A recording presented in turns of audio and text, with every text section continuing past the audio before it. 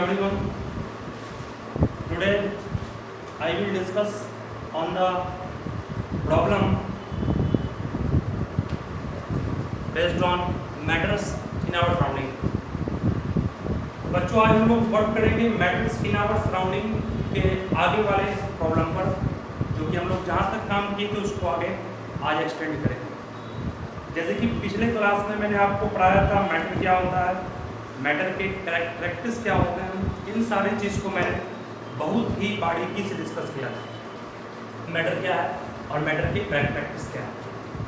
हम लोग का टॉपिक जो पहला है उसको आप लोग सभी फॉर्म कर लोगे, matter in our surrounding. Matter in our surrounding, ठीक है। उसके बाद मैं आगे पढ़ूंगा, सभी ध्यान से दो।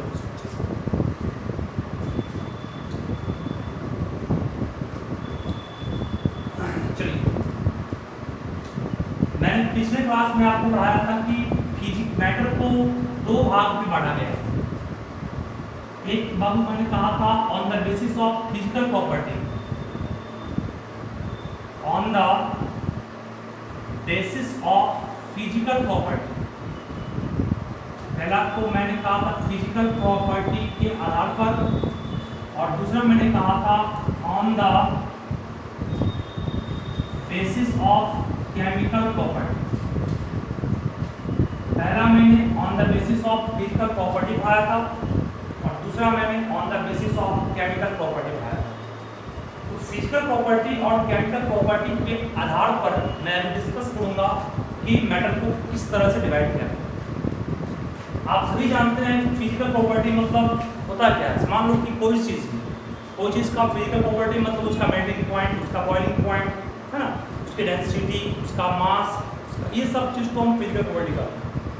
लेकिन केमिकल प्रॉपर्टी वो केमिकल रिएक्शन से जुड़ा होता है, तो वो केमिकल प्रॉपर्टी में है। तो फिजिकल प्रॉपर्टी के आधार पर मैटर को डिवाइड किया गया है बेसिकली तीन भाग में। जैसे कि मैं पहला जानता हूँ सॉलिड, दूसरा आप सभी जानते होंगे होता है लिक्विड, और तीसरा होता है गैस, ठीक है। उसके बाद फिर इनके अलावा भी दो और पार्ट हैं, जैसे कि हम लोग कहते हैं प्लाज्मा, और एक पांचवा है बोस-आइंस्टाइन कंडेंसेट। बोस-आइंस्टाइन कंडेंसेट, ये पांच भाग में फिजिकल प्रॉपर्टी के आधार पर मैटर को बांटा गया है, जिसमें मैं तीन पर डिस्कस पहले करूंगा, इसके बाद अंत में इसको करूंगा।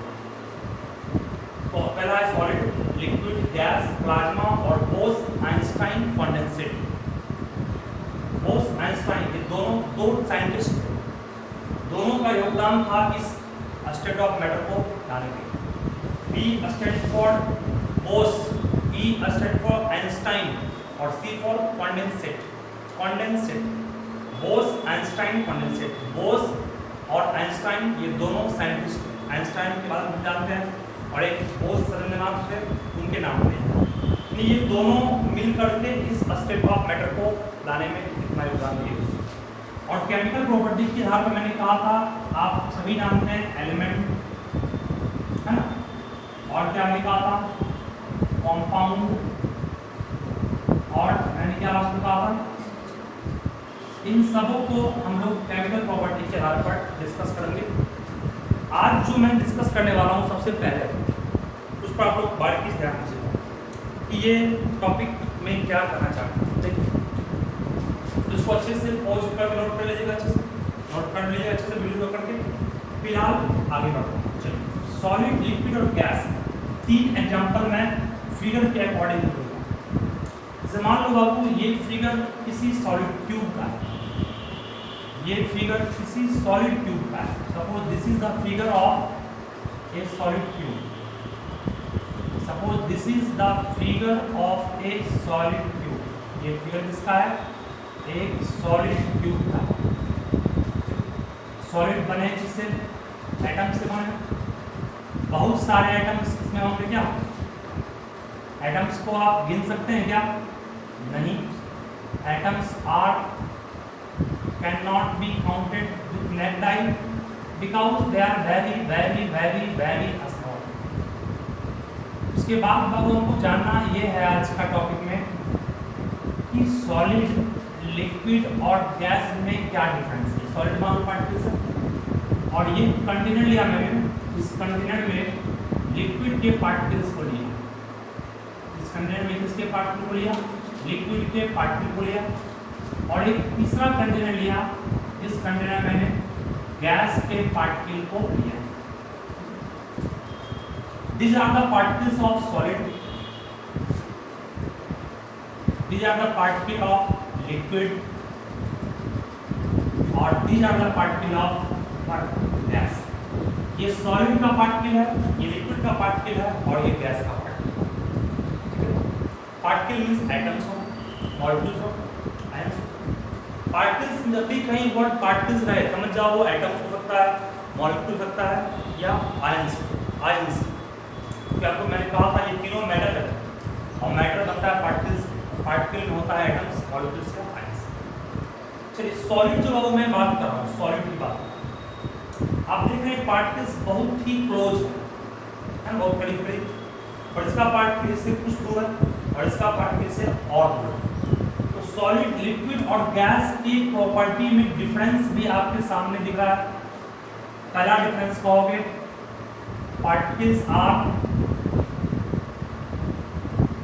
Closely packed. क्लोजली पैक्ड मतलब क्या होता है, बहुत ही नजदीक नजदीक को पैक्ड।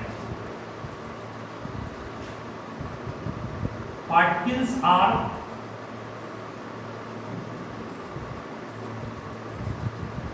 मॉडरेटली मतलब क्या होता है, ना तो ज्यादा अधिक ना ज्यादा कम, मॉडरेटली पैक्ड। मॉडरेटली तो बीच में है, मतलब कि इस दोनों के बीच में पार्टिकल पैक्ड है। और इसमें क्या होगा, particles are very very fine. क्या पार्टिकल बहुत छोटे, ये पहला। अब ये पार्टिकल्स आपस में पैक्ड है, बहुत ही स्ट्रॉन्ग फोर्स। सॉलिड के पार्टिकल्स या लिक्विड के पार्टिकल्स या गैस के पार्टिकल्स आपस में सभी एक दूसरे से अटैच्ड रहते हैं। मतलब कि कोई भी मेटल का जो पार्टिकल होता है वो एक दूसरे को अट्रैक्ट करता है, एक फोर्स। वो जिस भी फोर्स से अट्रैक्ट कर रहा है उस फोर्स को हम लोग कहते हैं इंटर पार्टिकल फोर्स। क्या कहते हैं, इंटर पार्टिकल फोर्स। मतलब कोई इन सभी पार्टिकल्स के बीच जो फोर्स काम कर रहा है उस फोर्स को कौन सा फोर्स कहेंगे, उस फोर्स को हम लोग कहते हैं इंटर पार्टिकल। जो फोर्स इन तीनों के बीच वर्क कर रहा है उस फोर्स को हम लोग क्या कहते हैं, इंटर पार्टिकल फोर्स। ठीक है, या इंटर मॉलिक्यूलर फोर्स, या क्या बोलेंगे उसको हम लोग, इंटर मॉलिक्यूलर। ये फोर्स का टाइप है। मतलब कि मैटर के पार्टिकल्स जो आपस में किसी न किसी फोर्स से जुड़े होते हैं, वो कौन फोर्स उसको जोड़ रहा है, तो कहोगे इंटर मॉलिक्यूलर फोर्स या इंटर पार्टिकल फोर्स। चलिए पहला डिफरेंस हो गया। उसके बाद ये भी दिख रहा होगा कि सॉलिड के पार्टिकल्स जो होते हैं वो स्ट्रॉन्ग फोर्स से जुड़े होते हैं।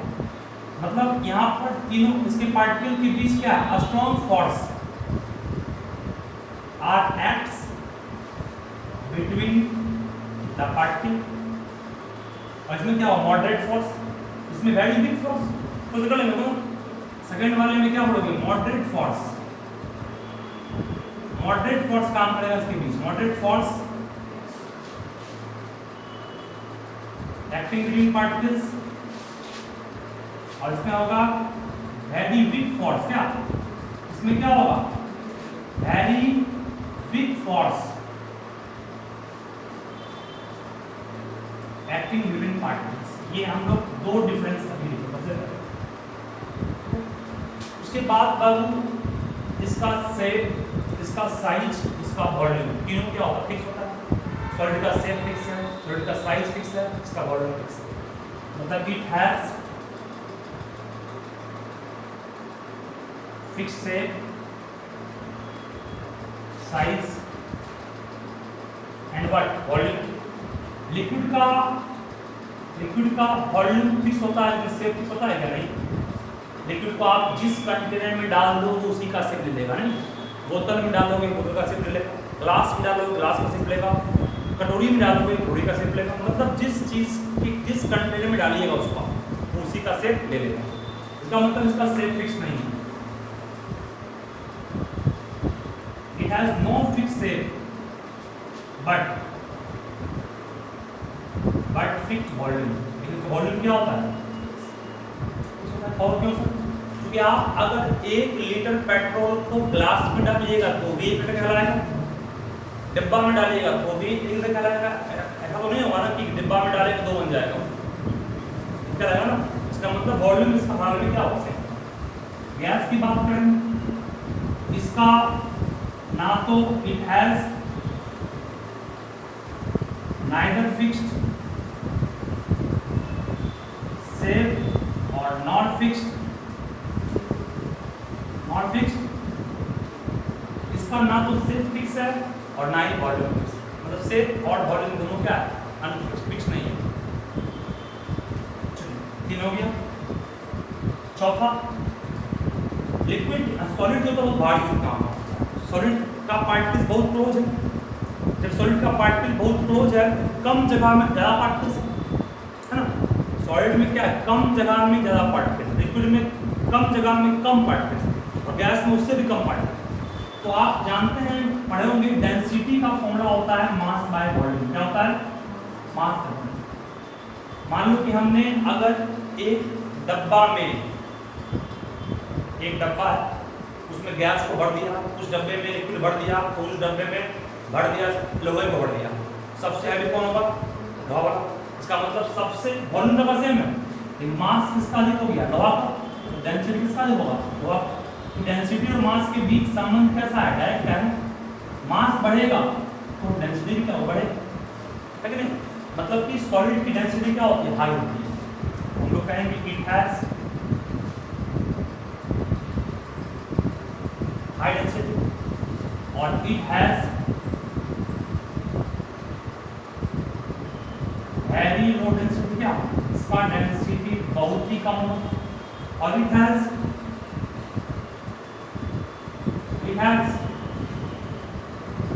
Moderate density. मॉडरेट मतलब क्या, दोनों के बीच में, दोनों के बीच में। ये हम लोग प्रॉपर्टी किसका लिखा रहे हैं आपको, सॉलिड, लिक्विड और गैस। उसके बाद वो 5वां प्रॉपर्टी पाते हैं। 5वीं प्रॉपर्टी क्या है, 5वां प्रॉपर्टी का आता है कि आप सॉलिड जो होता है वो होता है रिजिड। एक टर्म आएंगे आपको हम, पहले फिलहाल इसको लिखिए, जगह थोड़ा कम है मेरे पास, टाइम फास्ट।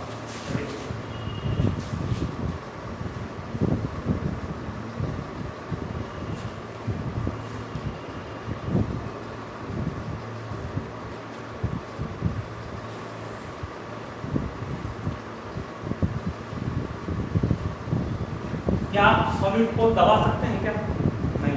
आप देखते हैं सॉलिड को कंप्रेस नहीं कर सकते, लिक्विड को भी नहीं के बराबर कंप्रेस कर सकते हैं। कुछ होता है कंप्रेस, गैस को बहुत ज़्यादा कंप्रेस कर सकते हैं, है ना।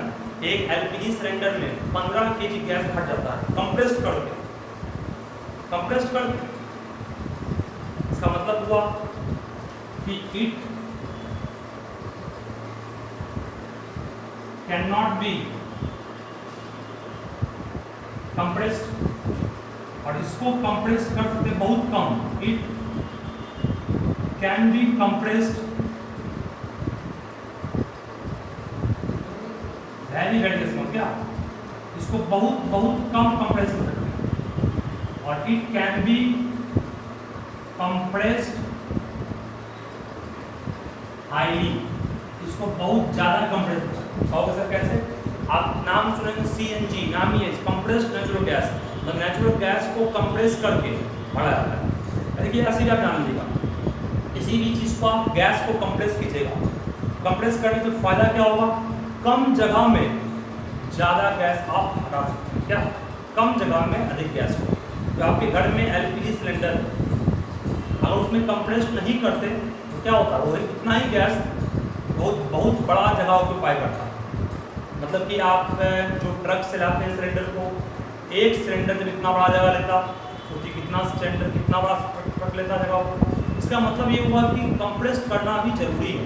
कंप्रेस करने से आपकी जगह की जो बचत होगी, जगह की बचत होगी, तो अपने आप आपका कर सकते हैं कि हम लोग ट्रांसपोर्टेशन खर्च भी कम होगा, कि जगह कम लेगा तो एक गाड़ी में अधिक से अधिक सिलेंडर रहेगा, तो जो उसका भाड़ा होगा वो कम रहेगा ना। इसका मतलब कंप्रेस करना भी बहुत हद तक जरूरी है। जितने लोग कहेंगे कि गैस को बहुत ज़्यादा कंप्रेस कर सकते हैं, लिक्विड को बहुत हद तक नहीं कंप्रेस करते हैं, फिर भी बहुत कम कंप्रेस कर सकते हैं, और आपका सॉलिड को एकदम कंप्रेस नहीं कर सकते, तो प्रॉब्लम किसी को नहीं है। ये सारा जो आपको हम डिस्कस किए कंप्रेशन के बारे में, और इन सारी चीज़ को आप ध्यान से अच्छे से लिखिए। और उसके बाद एक चीज़ मैं और बोल देता हूँ, जो टॉपिक थोड़ा सा एक्स्ट्रा है, वो टॉपिक है वो रिजिड। एक होता है रिजिड, एक होता है फ्लूइड, एक होता है रिजिडिटी और एक होता है फ्लूइडिटी। दोनों में क्या डिफरेंस है, ये दोनों एक साथ कर दी, इस दोनों को एक साथ समझो। रिजिड मतलब क्या होता है, अगर कोई चीज बहुत ज्यादा अनबेंडिंग है, अनफ्लेक्सिबल है, मतलब जिस चीज को आप मोड़ नहीं सकते, जिस चीज को आप मतलब कि मोड़ नहीं सकते हैं, या जिस चीज को आप कर सकते हैं कि दबा नहीं सकते हैं, वो हो गया रिजिड। और रिजिड होने की प्रॉपर्टी वो कहते हैं क्या, रिजिडिटी कहते हैं। और जो चीज फ्लो कर जाए, चाहे लिक्विड हो, लिक्विड फ्लो करता है, गैस भी फ्लो करता है, लिक्विड और गैस दोनों फ्लो कर रहे हैं। गैस आपका घर में अगर सिलेंडर आपका लीकेज हो रहा है, तो गैस जहाँ तहाँ घर के खिड़की, घर के रूम में, आपके छत पर उस गैस का स्मेल आता है।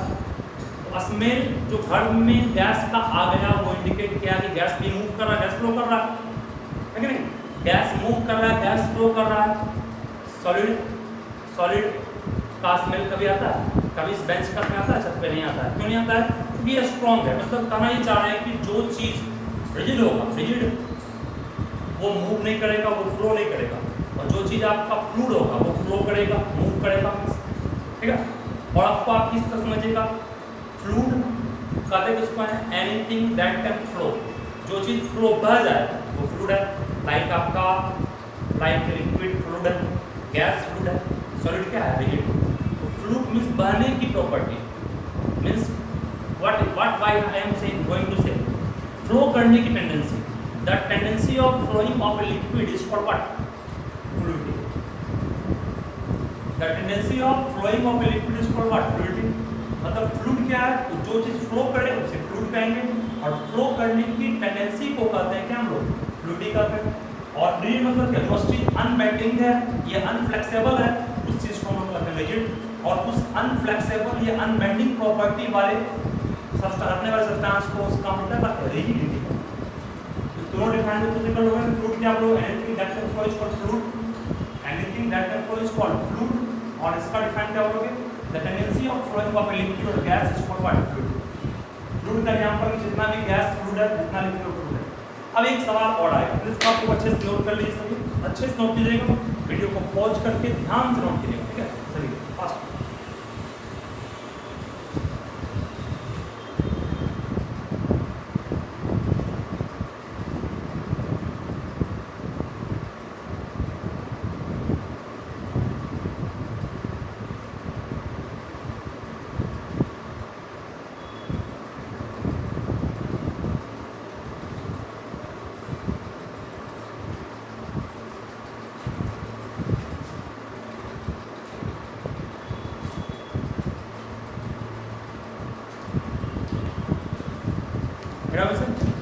सभी अच्छे से इसको नोट कीजिएगा।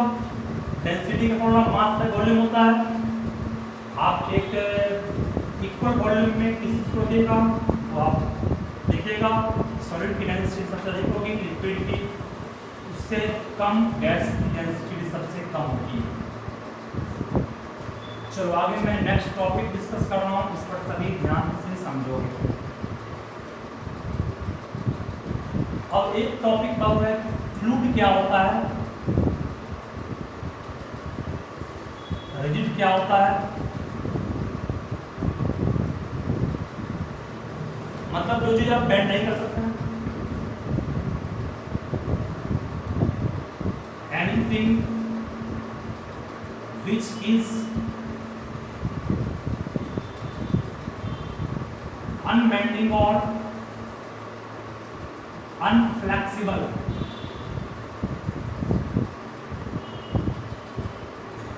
इसको रिजिड सॉलिड एग्जांपल में आएगा, जितना भी सॉलिड है वो सब rigid.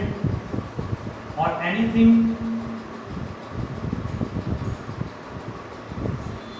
That can flow, flow means बहना हो गया easily.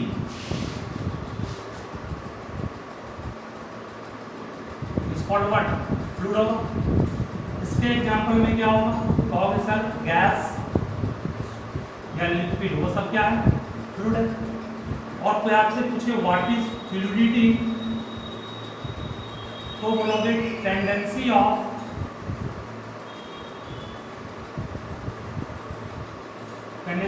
Flowing of a substance is called what, fluidity. ठीक है, और जिसके फ्लो करने की टेंडेंसी को कहते हैं क्या, फ्लूइडिटी का। ये सारे चीज को आप लोग नोट कर लीजिए। अब एक सवाल और है, कोई चीज फ्लो कर रहा है मतलब मूव कर रहा है, वो क्यों कर रहा है? मूव करने का मतलब उसके पार्टिकल के बीच फोर्स ऑफ अट्रैक्शन अधिक है या कम है, कम। कोई चीज मूव कर रहा है इसका मतलब उसके पार्टिकल के बीच का जो फोर्स ऑफ अट्रैक्शन होगा वो कम हो, तब तो वो आराम से तोड़ कर आगे बढ़ गया इसको। और मतलब कि सबसे कम पार्टिकल्स के बीच फोर्स किसका होता है, गैस का होता है। सबसे फास्ट कौन मूव करेगा, गैस में। मतलब कोई पूछेगा आपसे कि टेंडेंसी ऑफ फ्लूइडिटी किस मैटर का सबसे ज़्यादा होता है, तो कहोगे गैस का होता है। और सबसे कम किसका होता है, तो सॉलिड का। सॉलिड तो फ्लो करता ही नहीं कहीं। अब एक टेंडेंसी मतलब गुण होता है, कोई चीज़ के फ्लो करने के गुण को टेंडेंसी का, टेंडेंसी में उसके पास जो उसका गुण है। ठीक है, सब डिफाइन कैसे करोगे, चीज़ इसको नोट करके आओ, वीडियो पॉज करके नोट करके सब कॉपी में नोट चल रहा हो। उसके बाद एक चीज़ मैं और सिखा रहा हूँ, एक चीज़ बाबू ये है जिसको अभी आप लोग जानते नहीं होंगे लेकिन फिर भी जान जाओगे। के ई मतलब क्या होता है, के ई या ई के, जिसे वो कहते हैं काइनेटिक एनर्जी। क्या कहते हैं इसको, काइनेटिक एनर्जी। तो पूछेगा आपसे काइनेटिक एनर्जी क्या है, देखिए मतलब कि कोई भी मैटर के प्रैक्टिस में मैंने आपको दिखाया था कि particles of matter are always in motion, और उस मोशन को हम लोग कहते थे ब्रोवेनियन मोशन। जब पार्टिकल्स किसी मैटर का मोशन में होगा तो उसके मोशन के कारण उसके पास कुछ एनर्जी होगी। मान लो एक ट्रेन अगर मोशन में मूव कर रहा है तो उसके पास एनर्जी हो, हम अगर मूव कर रहे हैं हमारे पास एनर्जी है, एक साइकिल मूव कर रहा है उसके पास एनर्जी है, एक मोटरसाइकिल मूव कर रहा है उसके पास एनर्जी है। अगर कोई भी चीज़ मूव कर रहा है तो उसके पास जो एनर्जी होगी उस एनर्जी को ही कहते हैं क्या, काइनेटिक एनर्जी, है ना। उस energy possessed by moving body, इस प्रॉपर्टी काइनेटिक एनर्जी। तो मैं आपसे पूछूंगा सबसे ज़्यादा काइनेटिक एनर्जी मैटर के किस में होता है, पार्टिकल में, गैस में। गैस का पार्टिकल बहुत ज़्यादा मूव करता है, इसका मतलब काइनेटिक एनर्जी सबसे किसमें, गैस में। लिक्विड का पार्टिकल्स के पास काइनेटिक एनर्जी उससे कम है, और सॉलिड के पार्टिकल के पास काइनेटिक एनर्जी सबसे कम है। मतलब जिसका पार्टिकल जितना फास्ट मूव करेगा उसके पास काइनेटिक एनर्जी नहीं। इसका मतलब क्या होगा sir, kinetic energy of gas. देखो किससे, काइनेटिक एनर्जी ऑफ, फिर से सबसे कम किसमें होगा, काइनेटिक एनर्जी ऑफ। मतलब कि सॉलिड में के पार्टिकल के पास जो काइनेटिक एनर्जी होगी वो सबसे ही क्या होगी, कम होगी। और सबसे अधिक काइनेटिक एनर्जी किसके पार्टिकल के पास होगी, गैस के पास। आप लोग सभी जानते हैं काइनेटिक एनर्जी क्या है। काइनेटिक एनर्जी का अगर डिफाइन लिखना चाहोगे तो मैं डिफाइन इसका यहाँ पर लिख रहा हूँ, बोलेंगे the energy possessed by body, the energy possessed मतलब धारण करना, बाय बॉडी या by particle by its motion, इसके मोशन के कारण इसमें जो एनर्जी होती है उस एनर्जी को हम लोग कहते हैं क्या, काइनेटिक एनर्जी। इस चीज़ को बाबू आप ध्यान से इसका नोट बनाइएगा, हर पॉइंट को आप घर में रिवाइज कीजिएगा। ठीक है, आप ऐसा नहीं कि आप इस चीज़ के इंतजार में रहेगा कि स्कूल खुलेगा तो स्कूल पढ़ेंगे। स्कूल मान लो नहीं खुलेगा इस साल, क्या पढ़ाई नहीं कीजिएगा, पढ़ाई करना आपको, पढ़ाई को आप अपना सुचारू रूप से आगे बढ़ाइए। जो डाउट हो आप बिल्कुल व्हाट्सएप पर किसी वक्त भी आप छोड़ दीजिए, मैं इसे सॉल्व कर दूंगा। Thank you. आज